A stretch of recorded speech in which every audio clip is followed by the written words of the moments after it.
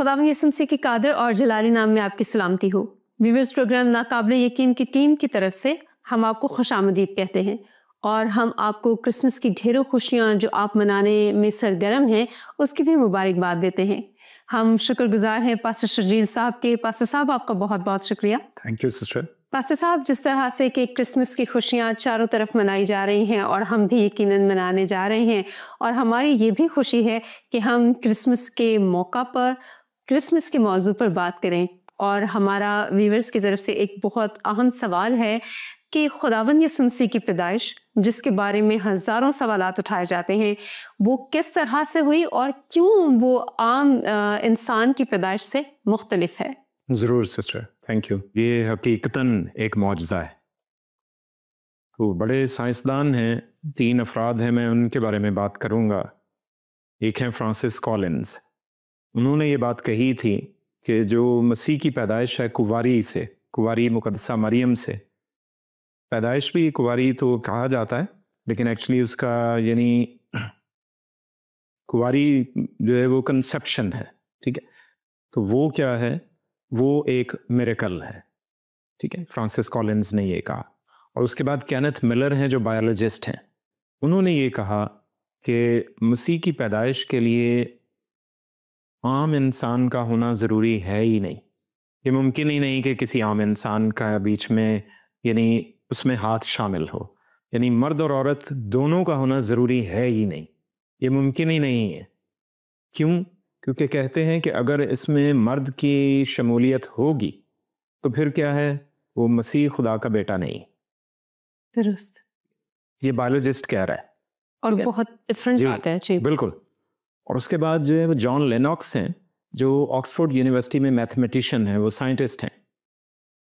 तो वो ये कहते हैं कि ये इलाही मामला है।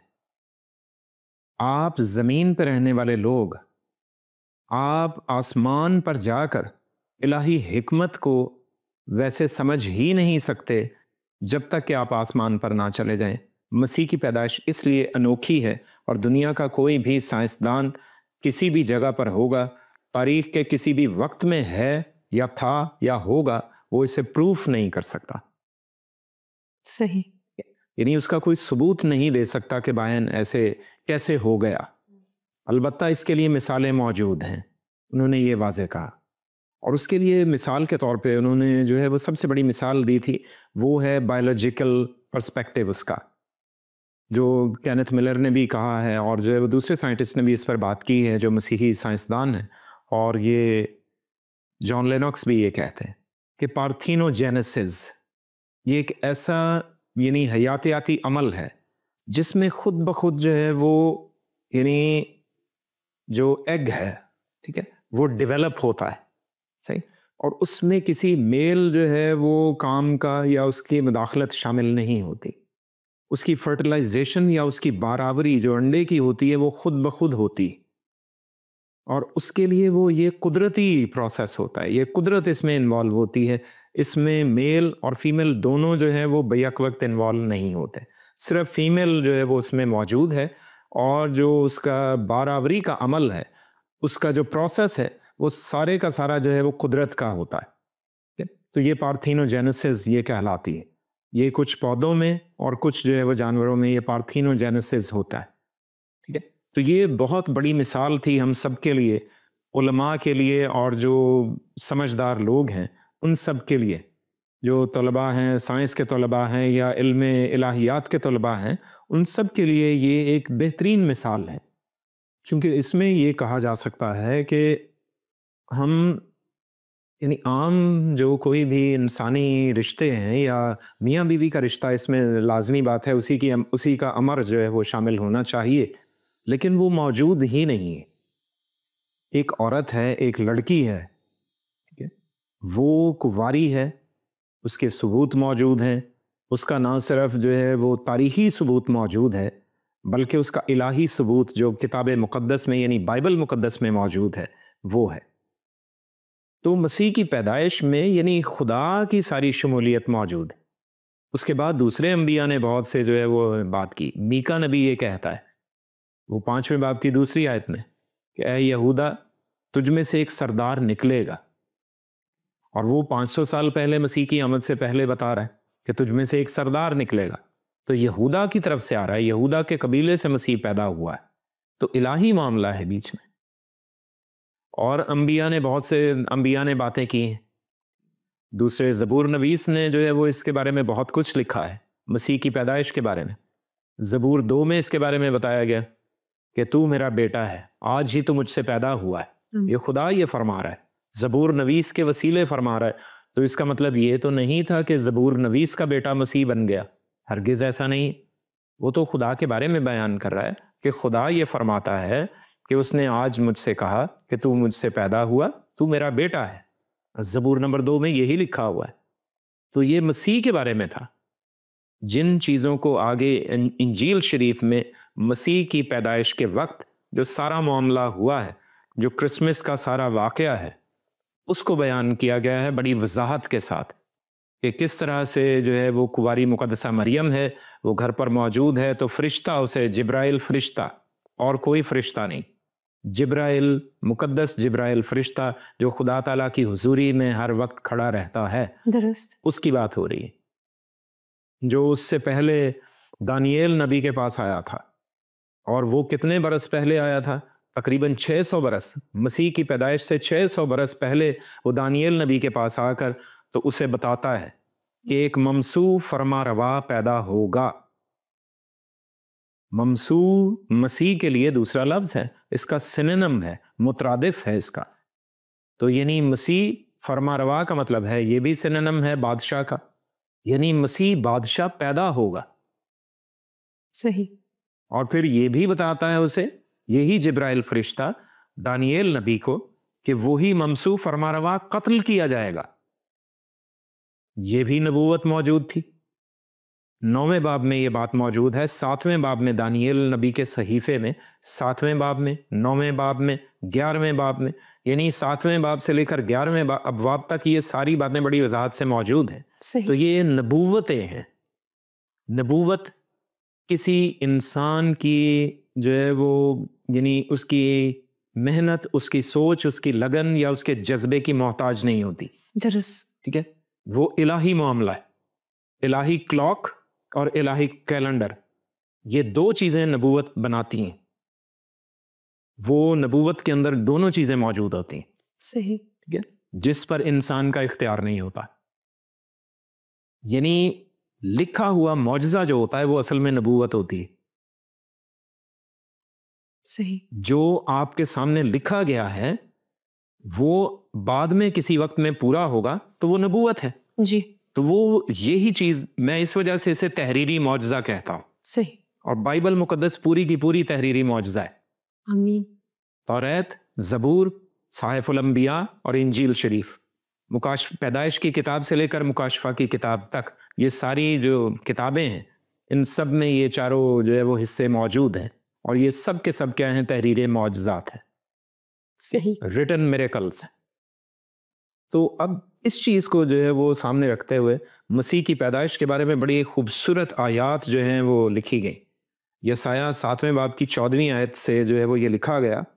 वहाँ पे एक्चुअली होता क्या है, बादशाह जो है वो वहाँ पे आखिज़ बादशाह है, तो वो खुदा से बातचीत उसने की, रिक्वेस्ट की कि खुदा जो है वो तू हम पर मेहरबान रहे, तो इसका क्या निशान होगा?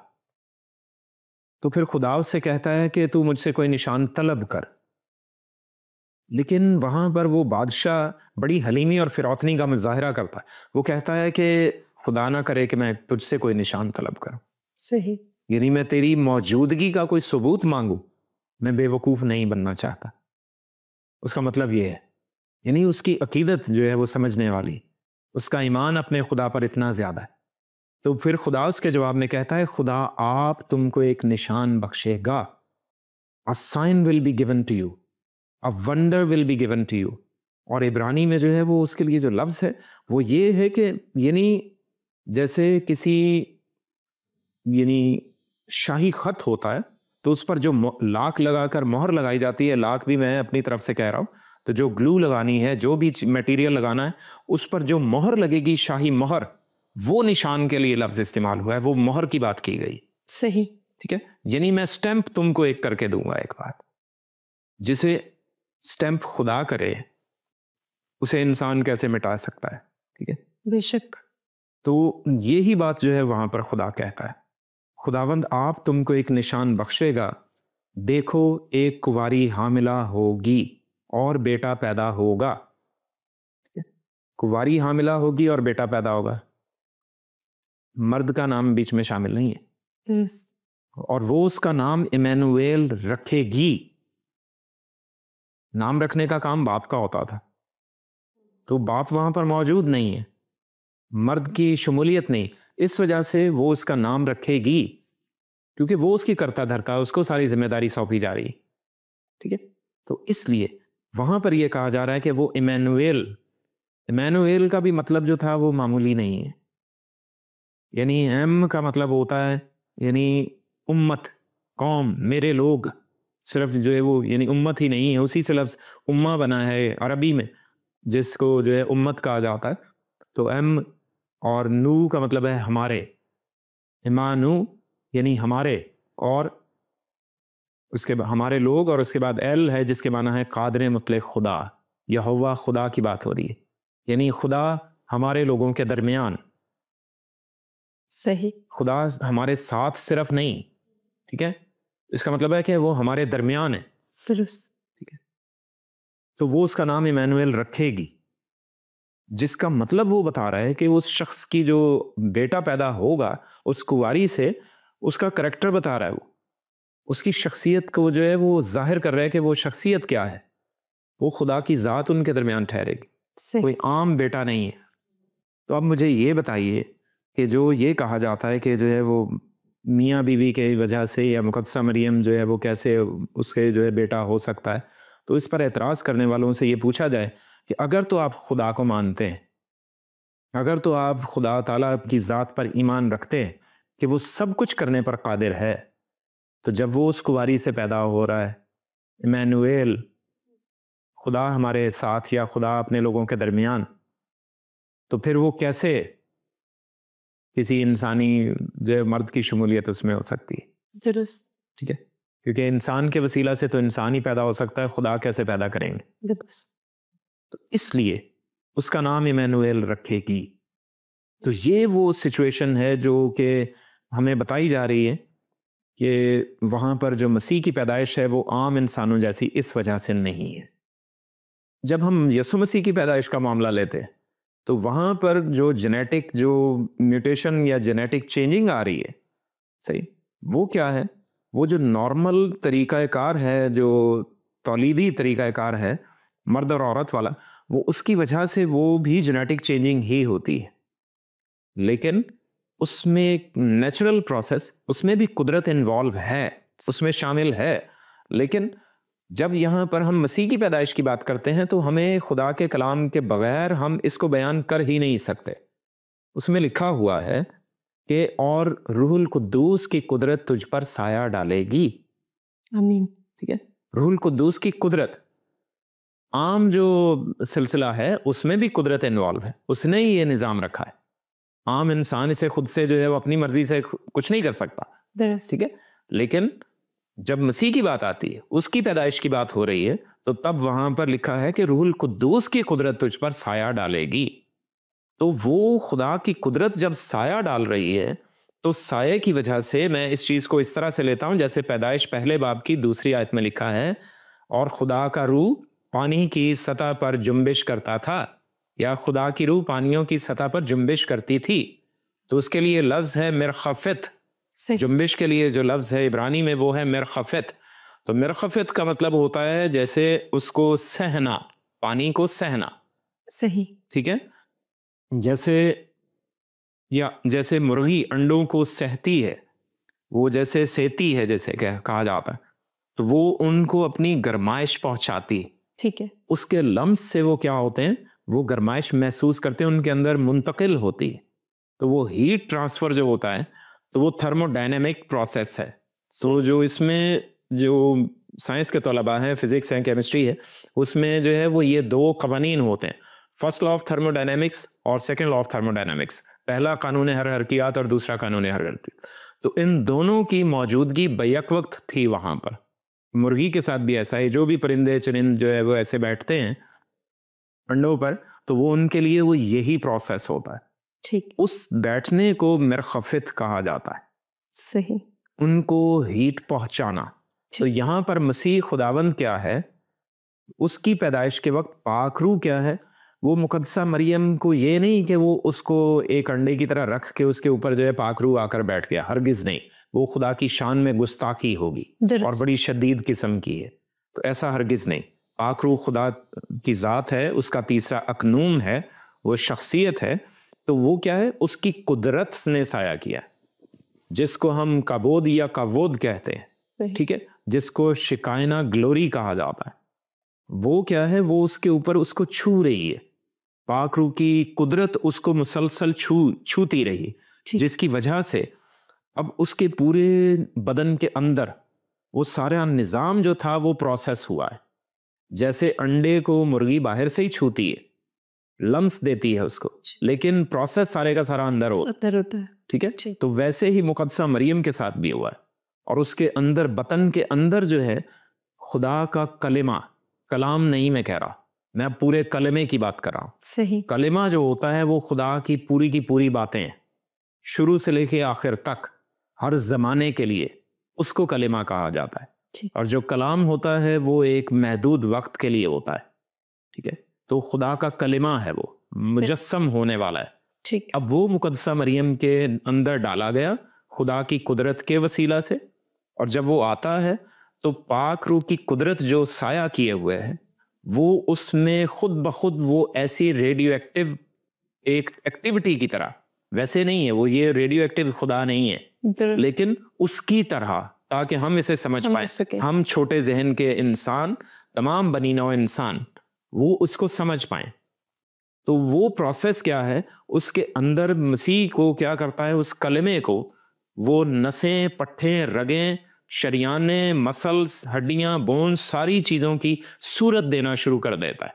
ठीक। कलमे को, खुदा का जो कलमा है उसको खुदा की कुदरत ही, पाक रूह का जोर, उसकी कुदरत क्या करती है, वो उन सारी चीजों को, इंसानी जो सारा निजाम है, बदन की शक्ल वो उसको देना शुरू कर देती है, उसकी बॉडी के अंदर एक बच्चे की सूरत में।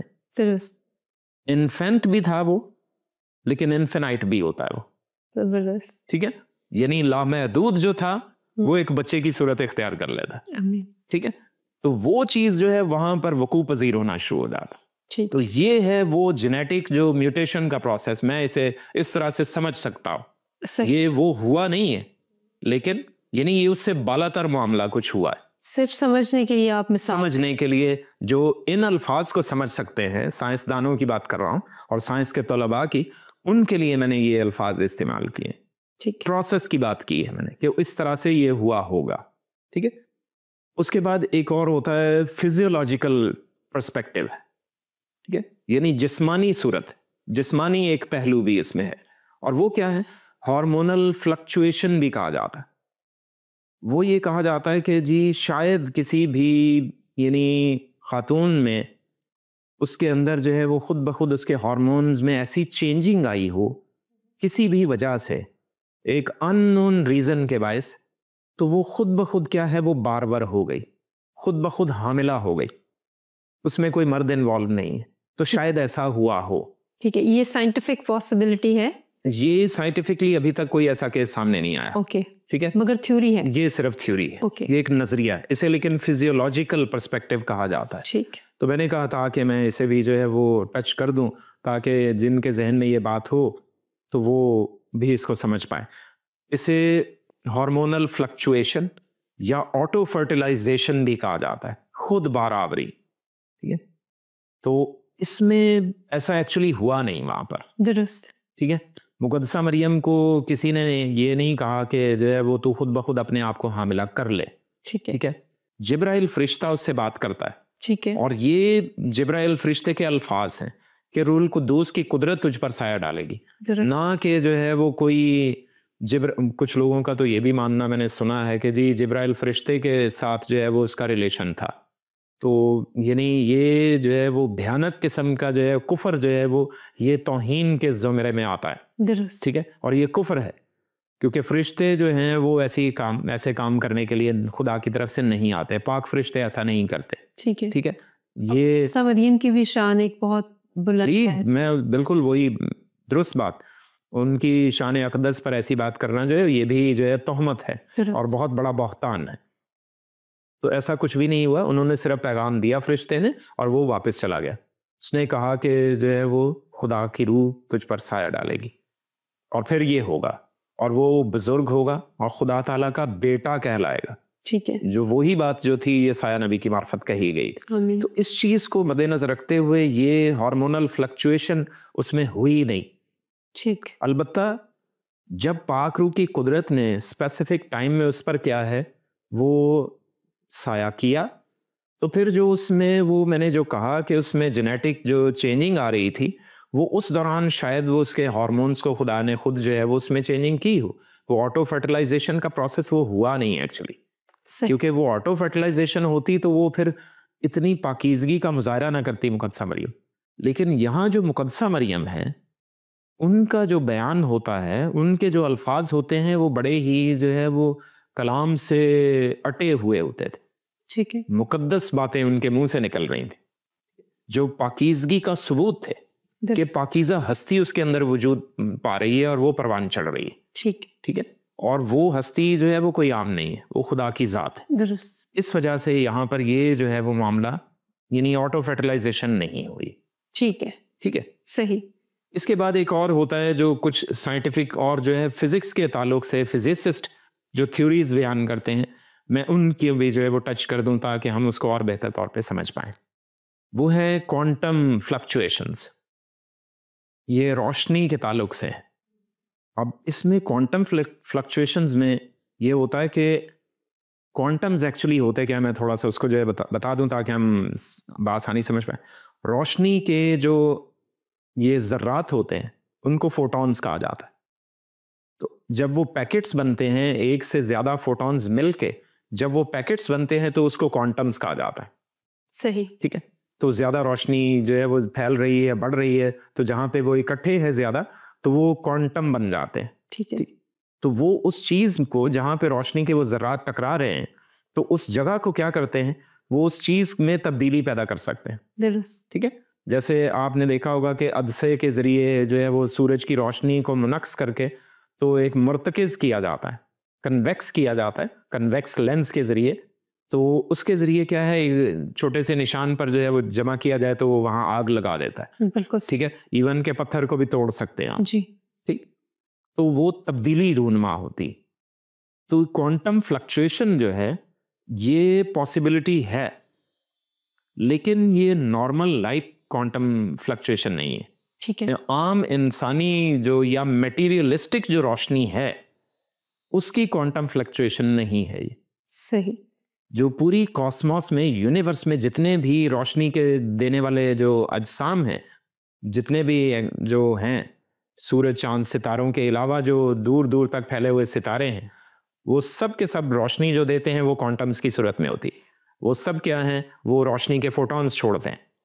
लेकिन जब पाक रूह की कुदरत ने साया डाला है मुकद्दसा मरियम पर, तो उसके अंदर जो चेंजिंग आई है वो नॉर्मल लाइट की वजह से नहीं। ठीक। वो क्या है, वो इलाही रोशनी। सही। जो पैदाइश में लिखा हुआ है कि पहले 3 दिन जो है वो उसके बगैर ही, सूरज चांद सितारों के बगैर ही रोशनी रही। सही। ठीक है, और लोगों को जो है वो इस बात की समझ नहीं आती, जी नहीं मैं मान ही नहीं सकता या मैं मान ही नहीं सकती कि जी सूरज चांद के बगैर रोशनी कैसे ज़मीन पर हो गई। सही। तो मैं अर्ज़ करता चलूं कि पूरी कायनात सिर्फ मेरी ज़मीन नहीं है। ठीक है, खुदा ने पूरी कायनात पहले बना ली थी। ठीक है। तो सिर्फ हमारे सूरज चांद को उसने हमारे लिए ज़मीन पर मुकर्रर चौथे दिन किया है। सही। ठीक है, तो वो उससे पहले जो है वो इर्द गिर्द और बहुत से सितारे, सैयारे, नेबुलाज मौजूद हैं, तो उनकी क्या रोशनी जो है वो क्या उनका स्विच ऑफ तो खुदा ने नहीं किया हुआ था। सही। ठीक है, तो इसलिए ये तो बड़ी जो है वो छोटी सी बात थी और छोटी सी अहमकाना बात करते हैं कई लोग। ठीक। लेकिन वहां पर जो खुदा के रूह की कुदरत है वो उस पर साया डाल रही है, तो उसकी वजह से खुदा की ज़ात के बारे में एक उसकी सिफ्त है कि खुदा नूर है। आमीन। तो मुकद्दसा मरियम के अंदर वजूद कौन पा रहा है? खुदा का बेटा, तो वो भी नूर है, दुरुस्त, तेरा कलाम नूर है, ठीक है। तो वो नूर जो है जब उसके अंदर मुजस्सम हो रहा है, वो उसके अंदर जो है वो रगों पट्ठों नसों की सूरत इख्तियार कर रहा है, एक बच्चे की सूरत इख्तियार कर रहा है, तो वो क्या है, वही रोशनी खुद ब खुद वो क्या है, वो इंसानी सूरत इख्तियार कर रही है। सही, वो नूर इंसानी सूरत इख्तियार कर रहा है, तो वो फ्लक्चुएशन तो करेगा, वो हार्मोन्स में चेंजिंग तो करेगा, लेकिन बर्बाद करने के लिए नहीं। सही, क्योंकि ये रोशनी का जो फ्लक्चुएशन होती है, ये क्वांटम फ्लक्चुएशन जो होती है, ये मोस्टली बड़ी डिस्ट्रक्टिव होती है, जो आम इंसानी है, दुरुस्त, लेकिन वहां पर डिस्ट्रक्टिव नहीं हो रही। वो तो पूरी जो है वो बनी नौ इंसान और ज़ाते इंसानी की फलाह के लिए फ्लक्चुएशन हो रही है वहां पर। सही, और मुकद्दसा मरियम में एक जो है इंसानी सूरत में खुदा का बेटा, ठीक है, वो क्या है, वो वजूद पाता है, वो इंसान की सूरत में वजूद पा रहा होता है, दुरुस्त, जो कि अजल से खुदा के साथ था और अबद तक रहेगा। खुदा का कलिमा है, वो शुरू से खुदा के साथ। ये नहीं है कि जो है वो मुकद्दसा मरियम से जब पैदा हुआ तो तब उसका वजूद शुरू हुआ है, ये भी कुफर है, दुरुस्त, ठीक है। और सबसे बड़ा जो है वो मैं इसे गलतान कहूँगा, ठीक है, गलती है बहुत बड़ी कि इसको ऐसे समझा जाए। मसीह क्या है, वो अजल से मौजूद है और वो अबद तक रहेगा। वही अजल से जो कलिमा था वो मुकद्दसा मरियम के बतन में आता है और वो इंसानी सूरत इख्तियार करता है। इसलिए मसीह की पैदाइश जो है वो आम इंसानों जैसी नहीं है, ठीक, ठीक है। तो हमें उसको वैसे ही कबूल करना चाहिए और ये खुदा का शुक्र करना चाहिए कि उसने ये इंसानी सूरत इख्तियार की, वरना हमारी निजात हो ना पाती। दुरुस्त। बहुत बहुत शुक्रिया पास्टर साहब, आपने बड़ी उम्दगी से हमारे सवाल का जवाब दिया और प्रोग्राम का एक और छोटा सा मगर बहुत अहम हिस्सा बाकी है, क्योंकि हम क्रिसमस मनाने जा रहे हैं, तो ऐसा कैसे हो सकता है कि हम क्रिसमस के सेलिब्रेशंस अपने स्टूडियो में ना करें।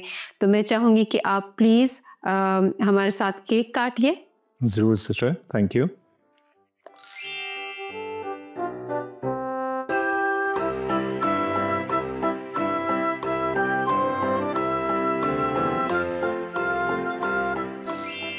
बहुत शुक्रिया पास्टर साहब, आपके हम शुक्रगुजार हैं। Thank you. Thank you so much. और हम खुदा के भी शुक्रगुजार हैं जिसने हमें ये ज़िंदगी में एक और साल हमें बख्शा कि हम खुदावंद यीशु मसीह की पैदाइश के दिन को सेलिब्रेट कर सकें। बेशक बेशक। व्यूअर्स, आप सबका भी बहुत शुक्रिया। उम्मीद है आज का प्रोग्राम आपको पसंद आया होगा। हम उम्मीद करते हैं कि आप जहाँ भी होंगे बहुत ज़्यादा खुश होंगे और खुदावंद यीशु मसीह की आमद के दिनों को बहुत ज़्यादा एंजॉय कर रहे होंगे। अपना ख्याल रखिए, देखते रहिए प्रोग्राम नाकाबिले यकीन।